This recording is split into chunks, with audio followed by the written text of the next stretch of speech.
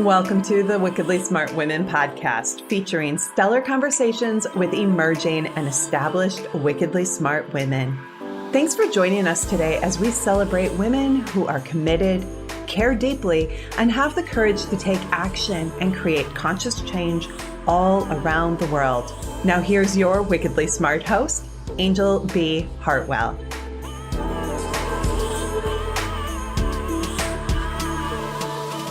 Welcome to another episode of the Wickedly Smart Women podcast, where we celebrate wickedly smart women and provide our listeners with a wealth of wisdom along with immediately actionable steps to be smarter, spunkier, and more successful in their impact and their leadership. This is your host, Angel B. Hartwell, and today I have the extraordinary pleasure of bringing to you Lisa Winneke.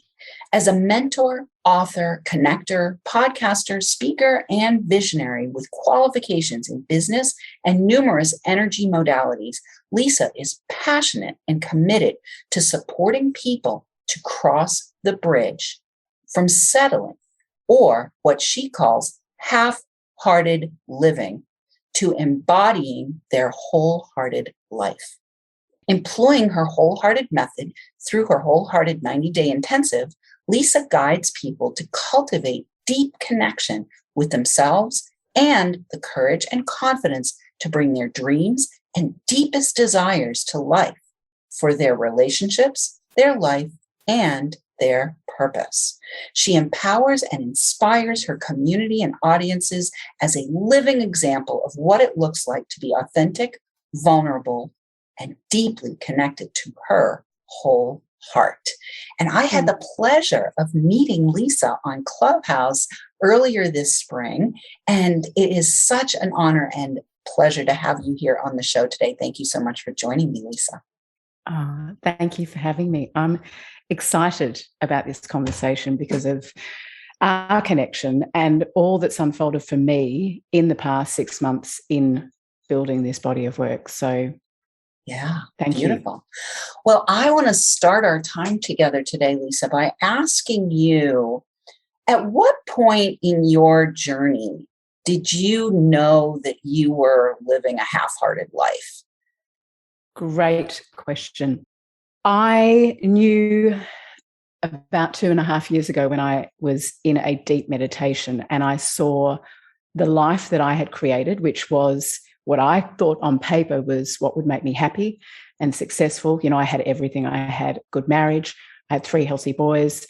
I was financially well supported. On paper, it looked great. But when I went into this meditation, what I saw was that what I'd created was actually not what I wanted. What was not what was inside my heart, which was deeply connected relationships. I didn't have that with my partner. I had that with friends, but that was really lacking.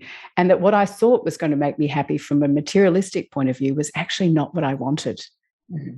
It was what I'd been conditioned to believe was going to lead to happiness and success based on my family of origin and what I learnt to be true, but it wasn't aligned with my values. It wasn't aligned with my deepest desires. Yeah. And so this is a really interesting question because I think many, many, many women, especially wickedly smart women, are really good at ticking off the boxes, right? Mm. And really bad at actually connecting with what they really want. So when you went through this process yourself and discovered that you were living a half-hearted life, what were some of the things that you actually had to do for yourself and that you maybe now do with your clients to help you to break out of that, checkbox kind of life? I had to choose me. First and foremost, I had to put me and my needs and my greatest desires in front of everyone else, in front of my kids, knowing, which I now know, that actually that was for them, but it took such incredible courage to choose that when everything outside of me, society, family, the way that we are raised to stay inside a relationship and do what we're meant to do as women and mothers. So to choose me was huge. And that's that's the work that I do with women is to put themselves, and I know we all hear about this, but put themselves first, but actually to choose yourself. It's, as I said, it takes enormous courage, but it's choice. And that commitment to doing that for myself first was what then led to me taking the leap and stepping out of what many considered was a good marriage. And many thought I was crazy. And there was enormous amount of judgment. And in that, I had to unravel the guilt, which is part of the work that I do with women, because we're so conditioned to put others first. So guilt plays such a major role in not allowing us to choose ourselves. So, unraveling from the guilt, choosing ourselves. And in the process, for me, and I know for a lot of women I work with, is the judgment that we feel about towards ourselves. We have to work on that first. We have to come to a place where there's such deep compassion that the judgment outside of us doesn't rattle us, doesn't make us choose and abandon ourselves again. Yeah, well, and this is something that's really powerful that you're offering and helping people with, Lisa. And when you and I spoke before we got onto this interview, one of the things that I saw in our conversation was that you actually have come to lead a movement, because we literally have spent thousands of years. This isn't like a, recent thing. This is a thousands of years kind of box of conditioning that women as a whole have been placed into. And across the world, they're still in varying stages of repression, suppression, and depression of what a woman actually wants for herself and in her relationships. So I'd love to have you talk a little bit about this journey from being half-hearted and making the choice to put yourself first. When you did that, what were some of the consequences of that? Because I think that's one of the things that holds so many people back, is they first have the conditioning and then they have the consequences. And so I'd love to hear about some of the consequences that you maybe imagined initially would be a problem for you, but ultimately something else happened, right? So I had always found motherhood very challenging. And so that was one of my greatest fears, was stepping out of a marriage and me being solely responsible on the weeks that I had the boys. And so that was one of my fears in not wanting to make that choice. This was probably my greatest fear, has completely shifted in 2.5 years since I separated, because the relationships I now have with my boys are so much more connected than they were when I was inside the marriage. Look, I'm not saying that it wasn't challenging. I had a bumpy road with my youngest, because he had enormous rage and blame towards me because I was the one, and he knew that intuitively. He knew that I was the one that made the choice. I did a lot of work on that relationship, to be able to hold space for him to be in his rage, to be in his grief, and not need him to be any other way. So that was one of the greatest consequences. But in so being able to hold the space for him, we've been able to develop a deeper relationship and connection, because he feels safer with me now. That was huge. The other extraordinary thing is that, and I do share this, my mother chose to stay in relationship with my father, and still is, and she settled. And so when I woke up to the fact that I was doing the same, and I made a choice that was different to the choice that she'd made, that triggered her.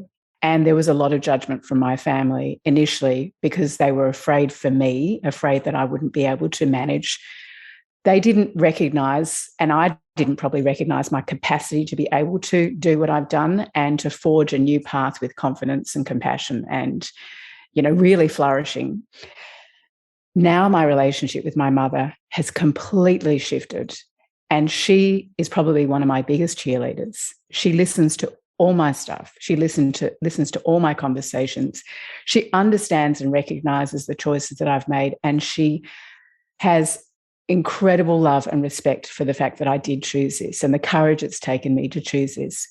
So that has been an extraordinary consequence. So, we might fear the judgment that exists, but the more we can come back to ourselves and not judge ourselves, the more that can actually change the people around us and the judgments that they have can actually start to shift.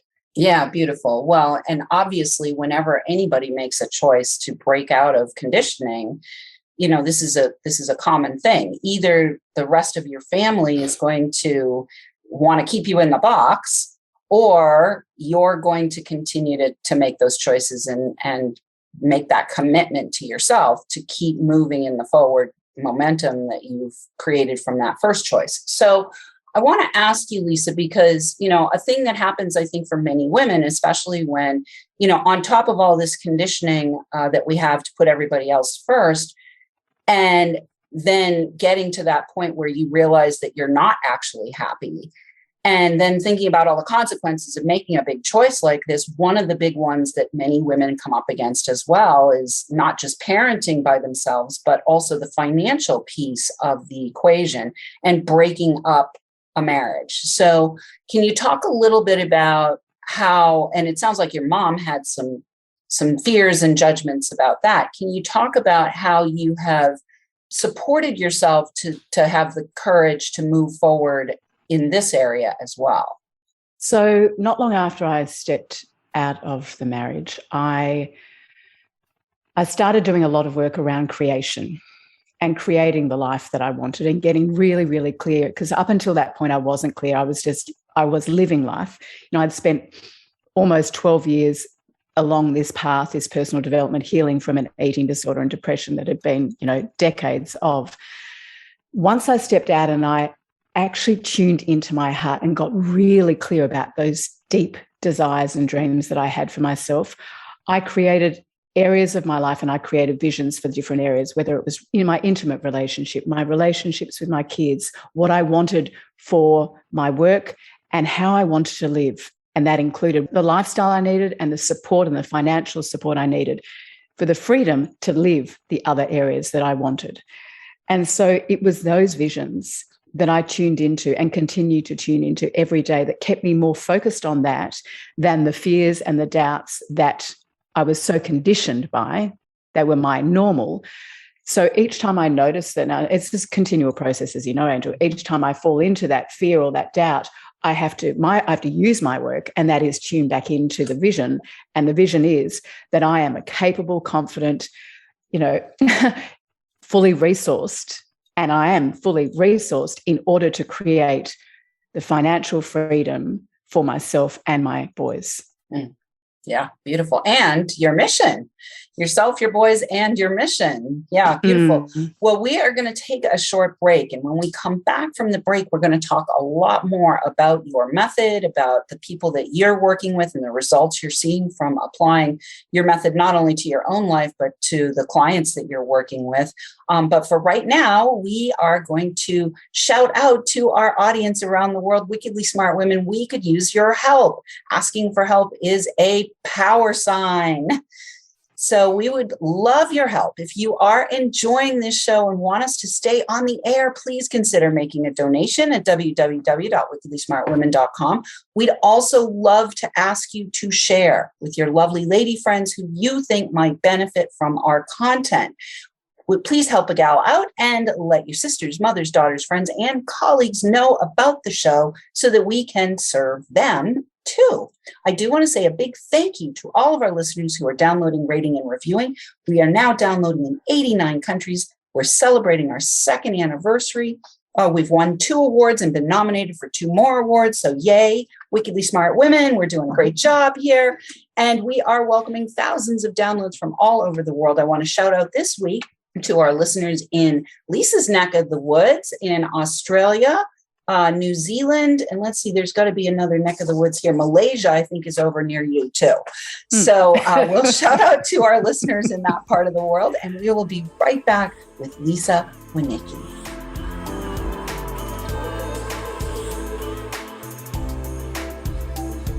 The Wickedly Smart Women podcast is brought to you by the Wealthy Life Mentor. Women, are you on the edge knowing that life is calling you to make a change? Are you ready to be part of the evolution of what it means to be a wickedly smart woman, creating your wealthy life by design, a life that is an extraordinary work of art? Angel B. Hartwell, the Wealthy Life Mentor, is hired by women in transition. Women just like you who want to break through to their brilliance, become clear on the value of their wisdom, and embody a beauty-filled, balanced life of shameless self-expression. Discover your wealthy life readiness by taking the quiz at quiz.wealthylifementor.com.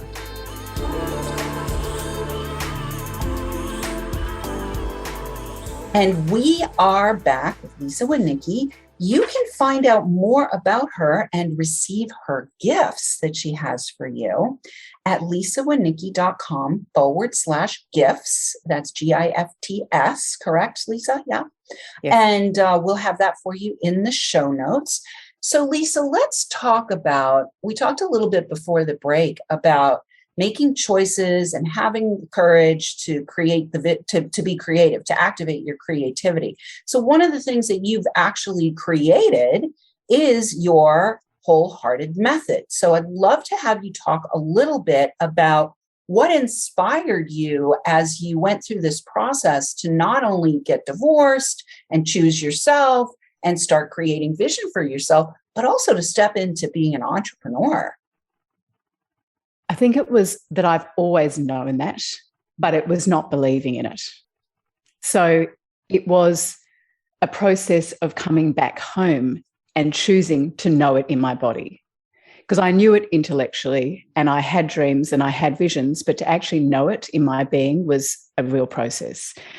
Once I started to feel and embody that, then I knew, and I've always been able to see things. And I've always, I consider myself a pioneer. I've seen things beyond what others have been able to see. So once I got a clear vision of what I wanted to, or what I saw for myself, then it was just a matter of receiving the support for that body of work to be brought to life.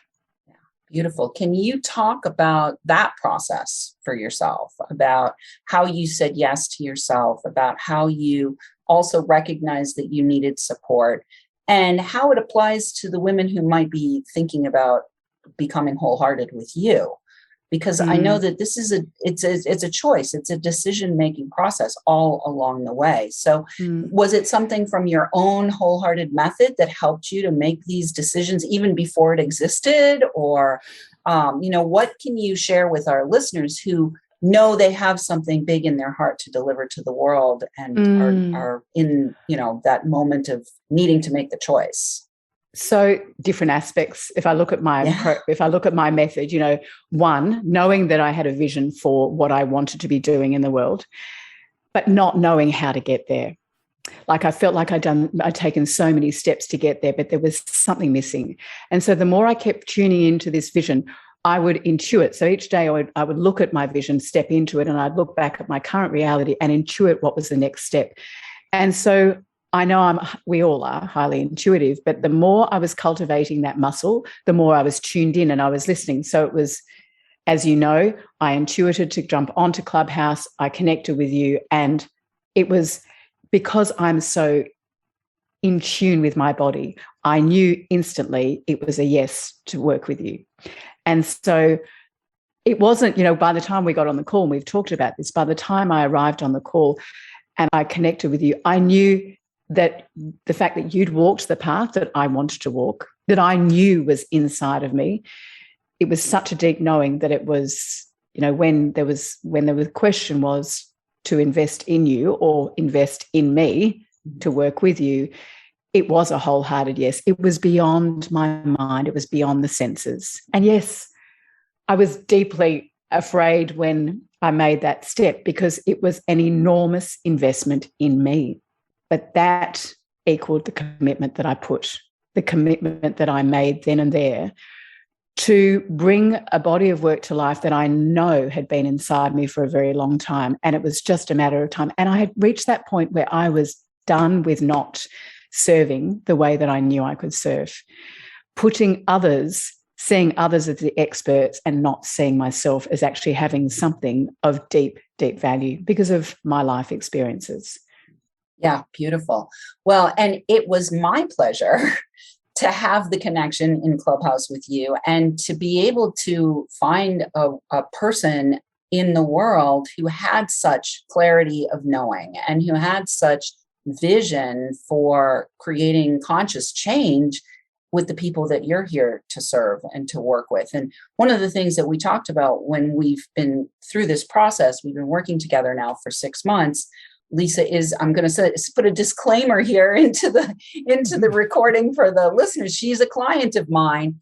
One of the things that we became clear about was that you're not only saying yes to your own whole heart, and you're not only supporting and helping other women to go from half-hearted living to embodying their wholehearted vision for themselves, but you're also literally leading a movement to bring in a brand new archetype, the archetype of the wholehearted woman, which is a completely upgraded, up-leveled, vibrationally higher, clearer, more empowered archetype. And so it is big work, and it does require a big commitment and a big investment financially, but more importantly, the financial piece is a symbol, right? So let's talk about how it has been for you to not only create your body of work and distill it, but also to apply it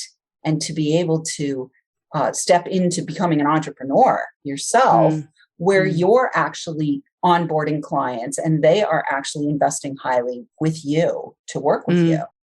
So the process itself, which I had resisted for so long, I was the woman that was great at communicating verbally, but the idea of bringing in and trying to bring in all that I'd experienced in my life into a program or a framework was something that I'd resisted, I think, for years.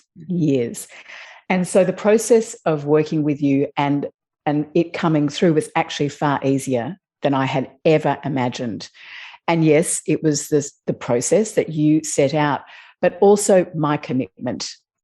I was so committed to do it, to allow it to come through me in order to be able to be of service the way that I wanted to be. So the container that you created and the framework that you created, I then could see how my framework, as I built that, as I created that my framework would do that for women in a different way, obviously. And the investment, the financial investment, as I know, yes, it's a symbol, was incredible because I had done so many programs. I'd done numerous working with coaches for the past 14 years. This was the greatest investment that I'd made. And that symbol in itself was enormous because my conditioning was, what on earth are you doing, Lisa? Why would you consider doing this?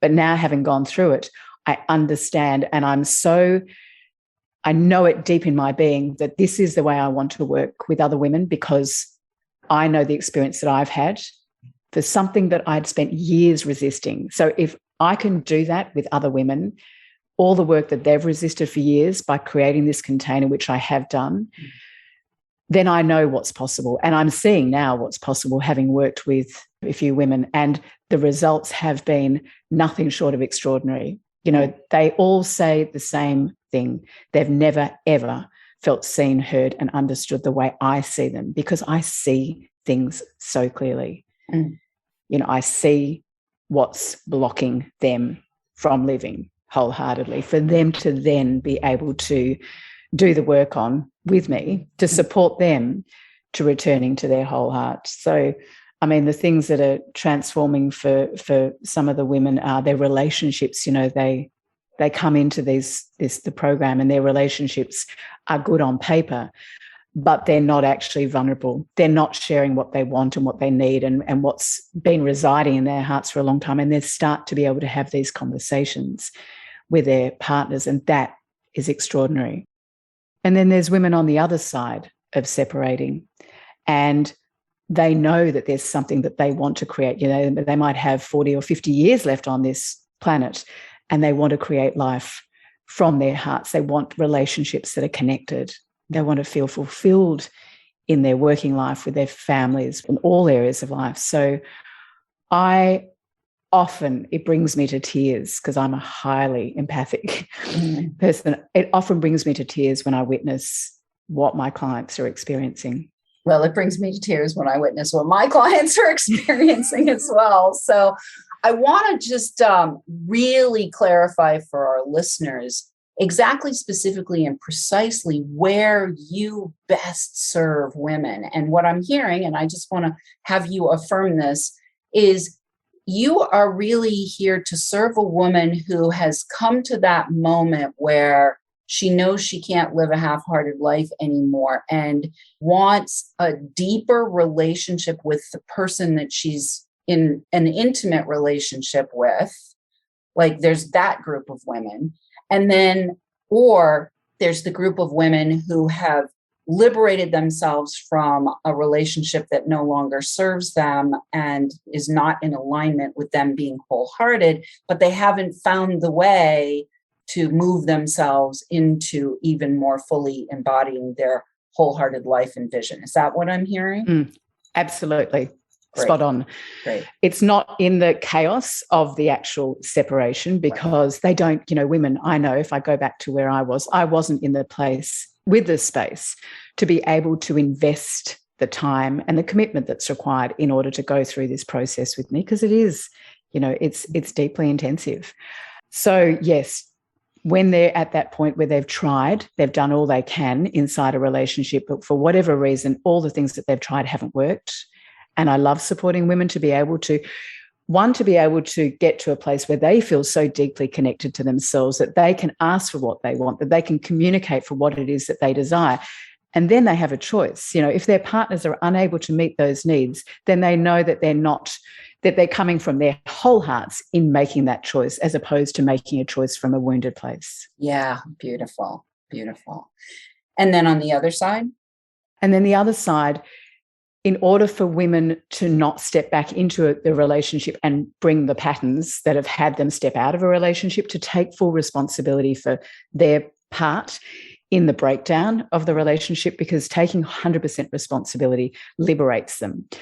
And to be able to look at the patterns and the conditions that had them playing out in a dysfunctional way so that they can be more aware when they step into a new relationship of those patterns, because those patterns are deeply embedded. And once we're aware of them, we can see when they're at play and we can own them. So really allowing them to step into a new relationship with a vision also. So helping them create a vision of what it is that they actually really want in an intimate relationship. Beautiful. Well, the three words that I would say sum up what I have heard from you today, Lisa, are commitment, choice, and creativity. And so those are kind of like the essence of what you support these women to be able to really embody fully and wholeheartedly as you bring them through your wholehearted method. I love our time together today. It's already the end. It's amazing how quickly this happens. Please go to lisawinneke.com/gifts to begin the journey of exploration around what amazing gifts that Lisa has. If you are in one of these two places, either you've done everything that you think you can do to have what you want in your relationship and you're not still satisfied, and you need this deeper level of support to be able to get to the core of what it is that you want and be able to communicate that in positive choice-making ways. Or if you're out of a relationship and ready to create a brand new life for yourself so that you don't repeat the same patterns and end up in an SSDD, same stuckness, different day situation.